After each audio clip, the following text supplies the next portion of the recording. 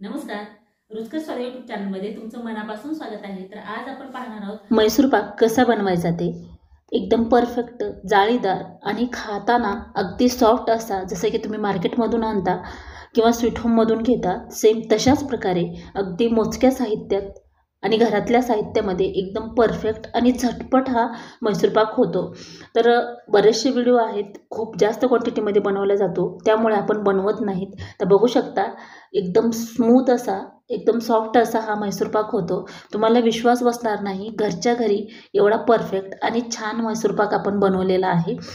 तर अशा प्रकारे मैसूर पाक बनवण्यासाठी रेसिपी पूर्ण पहा, म्हणजे तुम्हाला करताना प्रॉब्लेम येणार नाही। तर मैसूर पाक बऱ्याचशा मैत्रिणी आपल्या करत नाहीत, थोडं किचकट वाटतं, पण करायला घेतल्यानंतर कुठलीही रेसिपी करताना मनातून केली की ती परफेक्ट आणि सक्सेस होते। त्यामुळे करताना मनात शंका न आणता ही रेसिपी करायला घ्या। तुम्ही कधी केली जरी नसेल तरी अगदी सहज सोपी ही रेसिपी आहे। तर ह्या दिपोळीला नक्की ट्राय करा। चला तर मग रेसिपीला सुरुवात करूयात। इथे मी 75 ग्रॅम एकदम बारीक बेसन पीठ घेतलेलं आहे।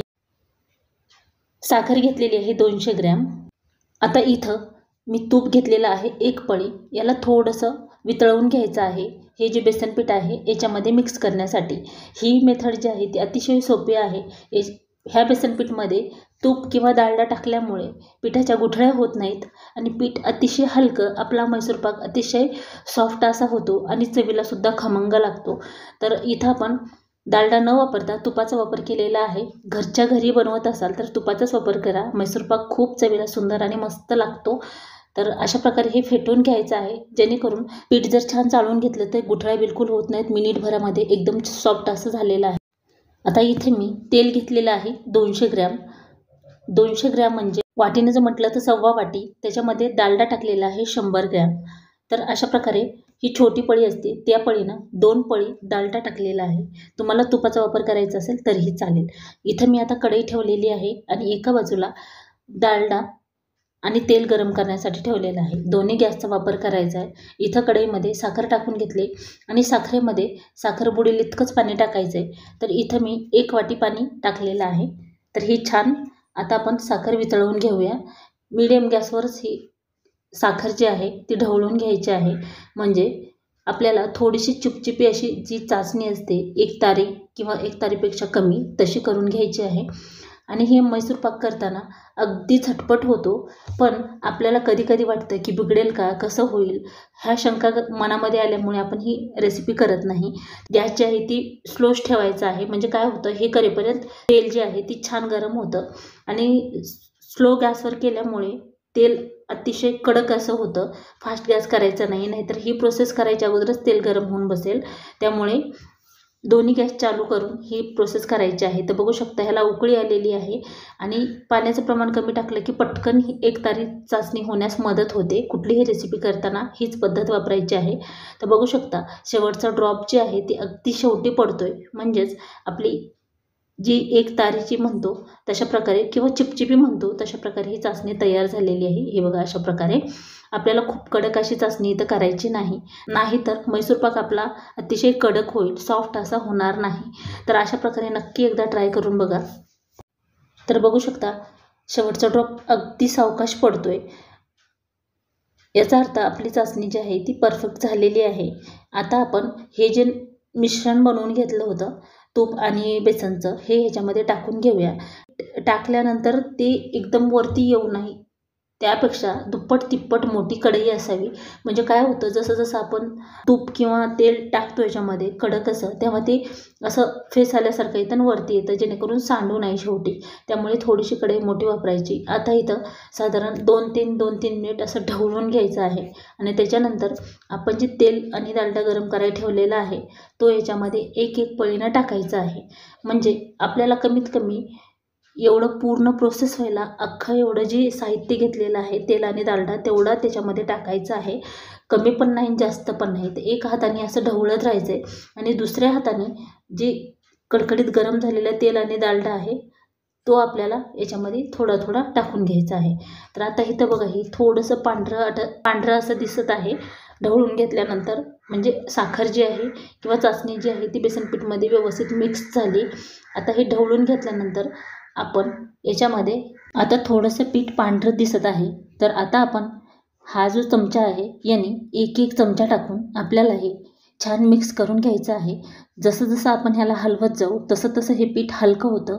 आणि जर का तुम्ही फास्ट गॅसवर करण्याचा प्रयत्न केला तर पीठ व्यवस्थित भाजली जाणार नाही आणि जाळी तर येईल, तात्पुरती जाळी येईल, नंतर ती शांत जर झाली तर त्याला व्यवस्थित आतल्या आत अशी जाळी येणार नाही. त्यामुळे ही प्रोसेस करताना गॅस जो आहे ते मीडियमच असायला हवा.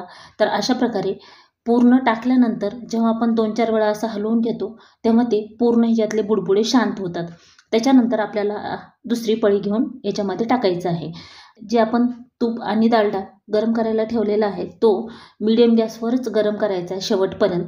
त्याला खूप कडकडीत असं होऊ द्यायचं नाही, का तर ते खूप वेळ झालं गरम होते, त्यामुळे ते गरम असं कडकडीत असं आहे. तर हे बघा, असं थोडंसं पांढरं दिसायला लागलं की परत टाकून घ्यायचं. आणि जसं आपण ढवळत जाऊ याला, इथं मी व्हिडिओ स्किप केलेला नाही, का तर प्रत्येक रेसिपी करताना काटछाट करून केली की ऐन वेळेला काय झालं हे कळत नाही. त्यामुळे परफेक्ट असा तुम्हाला मैसूरपाक यावा. बऱ्याचशा मैत्रिणी आहेत की त्यांना करताना थोडासा प्रॉब्लेम येतो किंवा काही मैत्रिणी बनवतच नाहीत. तर हे बघा, थोडंसं शांत झालं की परत मी टाकते, जेणेकरून एवढं जे आपण तेल आणि तूप घेतले तेवढं याच्यामध्ये टाकून घ्यायचं आहे. हे प्रमाण अगदी परफेक्ट आहे, कमी पण होत नाही आणि जास्तही होत नाही. आणि ह्या मैसूरपाकमध्ये तेलाचं प्रमाण असं बाहेर काढण्या इतकं बिलकुल होत नाही. डालड्याऐवजी तुम्ही तुपाचा वापर करणार असाल तरीही चालेल. जे प्रमाण घेतले तशाच प्रकारे घेत. इथं जसं जसं आपण हलवतोय तसं तसं हे पीठ मगाशी आणि आत्ता तुम्हाला फरक जाणवत असेल. याच्या कडा व्यवस्थित काढून घ्यायच्या. लोखंडाच्या कढईत करत असाल तर अशा प्रकारे एकदम पटकन होतं. ॲल्युमिनियमच्या कढईमध्ये जर बनवायचाल तर मग त्याला खाली चिकटून जर राहिलं तर त्याची चव बिघडू शकते. त्यामुळे नॉनस्टिक कढई किंवा लोखंडाची कढईच वापरायची आहे. तर अशा प्रकारे आपल्याला थोडं थोडं टाकून एकदम परफेक्ट असं एक मैसूरपाक बनवून घ्यायचा आहे. तर मैसूरपाक बनवताना जेवढे वेळ तुम्ही व्यवस्थित ह्याला द्याल तेवढे याला जाळी छान येते. तर ह्या पद्धतीनं जर केलं तर नक्कीच तुमचा मैसूरपाक या दिपोळीला परफेक्ट असा होईल.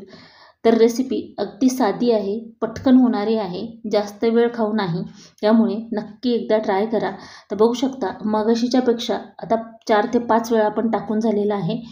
तर आता हे पीठ जे आहे ती बऱ्यापैकी हलकं झालेलं आहे.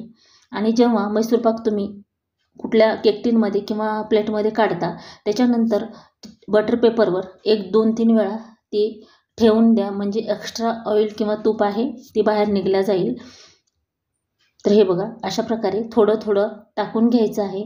आता ही शेवटची स्टेज आहे. तूप आणि डालडा किंवा जे आपण टाकतो याच्यामध्ये ते शेवटी थोडंसं राहिल्यानंतर एकदम बिलकुल टाकायचं नाही, पळीनंच थोडं थोडं याच्यामध्ये टाकून घ्यायचं आहे. पळीनं टाकण्याचं एवढाच उद्देश की त्याला जाळी व्यवस्थित यावी किंवा पीठ एकसारखं सगळ्या ह्याच्यात भाजलं जावं. हे बघा, अशा प्रकारे टाकून घ्यायचं आहे. आता इथं बघू शकता पीठ अगदीच हलकं असं झालेलं आहे आणि याला हलवायची बिलकुल हयगई करायची नाही. नाहीतर काय होईल की ही पीठ जी आहे ती लागल्या जाईल खालती किंवा चिकटल्या जाईल.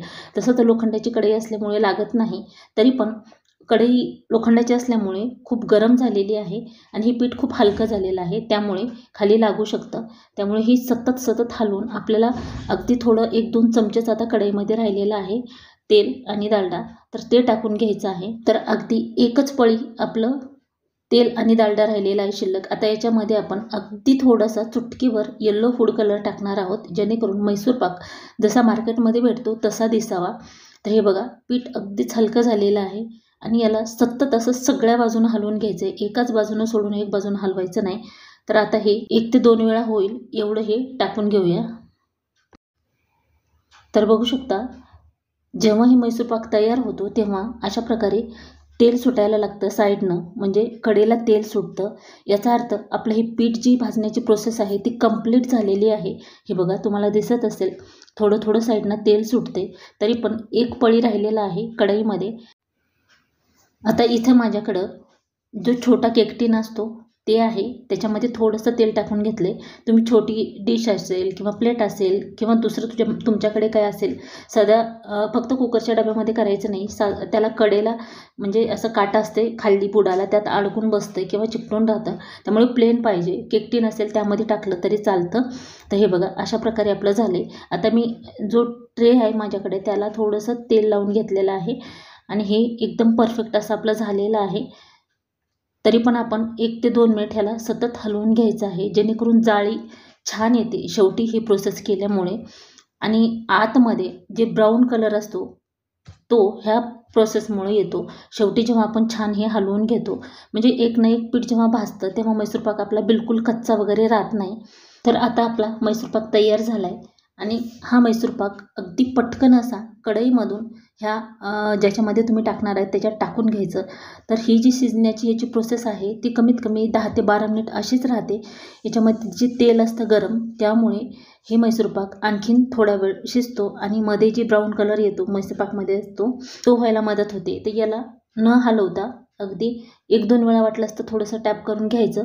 हे अशा प्रकारे पकडणं असतं, म्हणजे वरतून काही करायचं नाही, नाहीतर काय होतं त्याला जी जाळी येणार आहे ती असं दबल्या जाते. त्यामुळे असं करून घ्यायचं.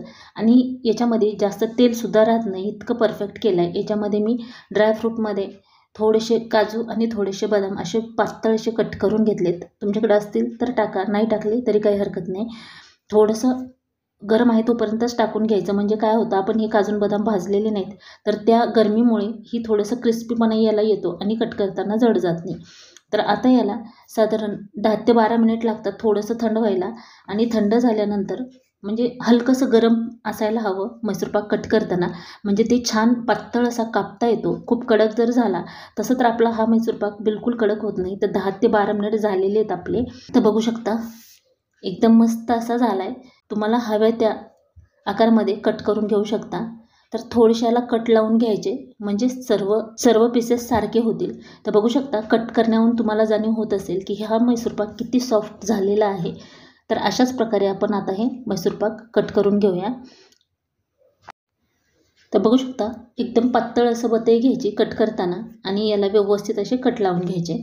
आणि याचे पीसेस कट करताना जसं की स्वीट होममध्ये असतात तशा प्रकारे ह्याला कट करून घ्यायचे. तर बघू शकता अगदी सहज थंड झाल्यानंतर, थोडंसं गरम आहे हे ट्रे, तरीही अगदी छान असे निघतात. आणि आता ही पूर्ण थंड झाल्यानंतरच आपल्याला काढून घ्यायचं आहे. तर आपला मैसूरपाक थंड झाला आहे. आता आपण थोडासा मैसूरपाक काढून घेऊया.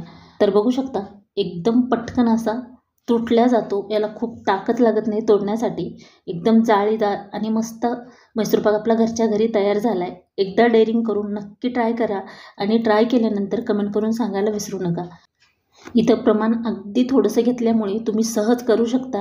आणि कुठलीही रेसिपी करताना आपल्याला 1 ते 2 वेळा केल्यानंतरच त्याची आयडिया येते आणि तिसऱ्या वेळेस ती रेसिपी परफेक्ट होते. तर बघू शकता किती सुरेख जाळी आली, तोंडात टाकताच विरघळतो आणि बिलकुल कडक झालेला नाही, जसं की आपण बाहेरून आणतो तशा प्रकारे झाला आहे. तर आजची रेसिपी तुम्हाला कशी वाटली ती कमेंट करून नक्की सांगा. व्हिडिओ आवडला असेल तर लाईक करा, शेअर करा, सबस्क्राईब करा आणि पूर्ण व्हिडिओ पाहिल्याबद्दल धन्यवाद.